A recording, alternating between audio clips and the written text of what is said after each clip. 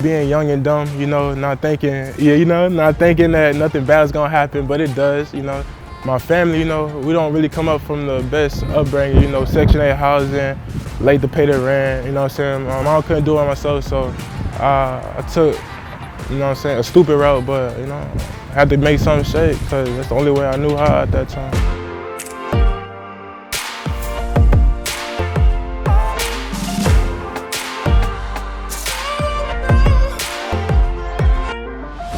In June of 2023, I got a phone call from Dr. May, Director of Harris County Community Supervision and Corrections Department, and she wanted me to meet a young man by the name of Stephen Hill. He graduated from the Young Men About Change program at Atascocita, successfully completed that program, but shortly after he finished the program, he got into a little, let's say, a predicament.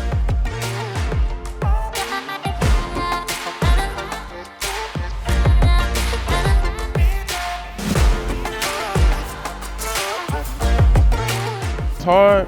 Obviously, we didn't have no place to go. But what Dr. May saw in him, what we all saw in him, is that he had a lot of potential. He's extremely bright, extremely smart. He just needed someone to show him what other people saw. And he definitely helped a lot. He kept me going, man. He told me that he was introducing me, telling his name James Bell, that they want to work with me. It was a forklift license that he could help me with and stuff like that. So yeah, he's just trying to introduce me, you know what I'm saying, to different type of stuff that I didn't know.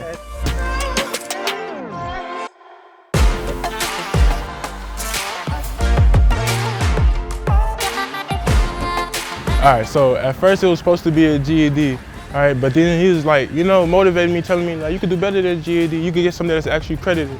So I was like, man, let me check out this school, and we went from there. So it felt everything to me to get that. These are a lot of young men and women I meet every day that's just walking through life without a purpose, and they lost. They don't have that support system that some of us take for granted.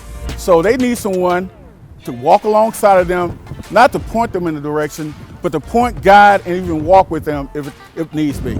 I used to be a probation officer, and I would tell you this, is that the work that you do is very important. You may not think it is, you may not think you don't have a lot of influence, you don't think you have a lot of power. You say, well, I'm just a probation officer, I'm just a support staff person.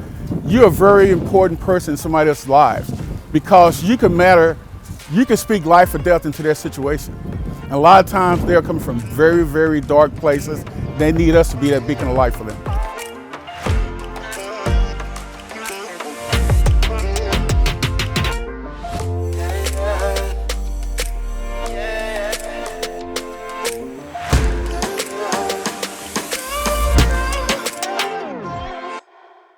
I'm proud of myself. I'm grateful. It's the Lord, man. He helped me in so many ways. So, you know, waking up every day just to see what's in front of me is gonna keep me going. My son, I got good connections, my girlfriend.